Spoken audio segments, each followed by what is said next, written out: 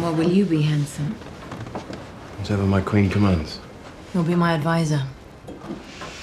My protector. Encore une fois un épisode dont on va se souvenir longtemps.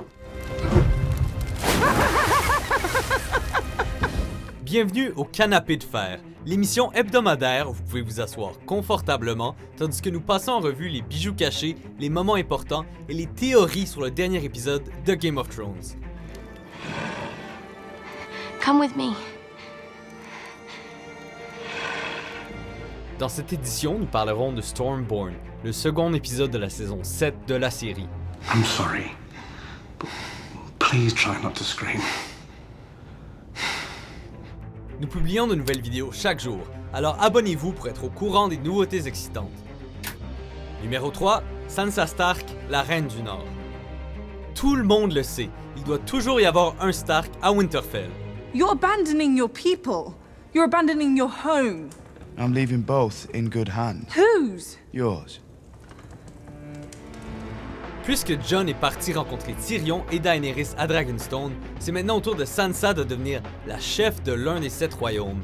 C'est une véritable domination féminine à Westeros, avec Cersei sur le trône de fer, Lady Olenna au Bief, Ellaria à Dorne et Daenerys à Dragonstone. Même si Sansa contrôle Winterfell pour l'instant, c'est Bran qui est le maître légitime du Nord, étant le plus vieil héritier mâle de Ned Stark. Et comme il est maintenant au sud du mur, il pourrait réclamer le trône. Tout ça nous fait vraiment douter de la longévité du règne de Sansa. Et comment Littlefinger va-t-il changer ses plans maintenant que sa chérie contrôle la plus grosse province de Westeros? On peut toujours compter sur lui pour semer le chaos. Touch my sister, and I'll kill you myself. Numéro 2, le cadeau d'Euron. The surest way to a woman's heart is with a gift. A priceless gift. I won't return to King's Landing until I have that for you. À la suite du premier épisode de la semaine dernière, il y avait énormément de discussions en ligne sur la nature du cadeau d'Euron à Cersei. Beaucoup pensaient que le cadeau serait Tyrion en personne.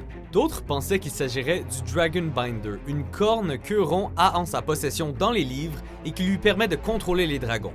Finalement, on apprend qu'Euron planifie plutôt de capturer Ellaria Stand, la femme responsable de la mort de Myrcella, la seule fille de Cersei. On se doute bien que Cersei voudra tuer la fille d'Ellaria, Tienne, qui a été capturée pendant l'attaque d'Euron. You're not going to die today.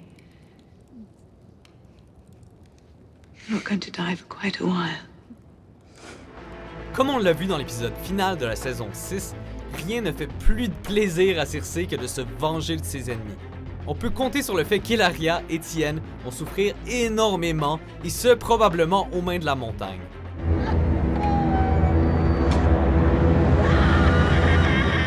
On ne sait toujours pas ce qu'Euron a planifié pour sa nièce Yara, mais ça ne va sans doute pas être bien gentil. Give your uncle a kiss. Avant d'aller à notre moment favori, voici quelques répliques frappantes de l'épisode de cette semaine. Are you a sheep?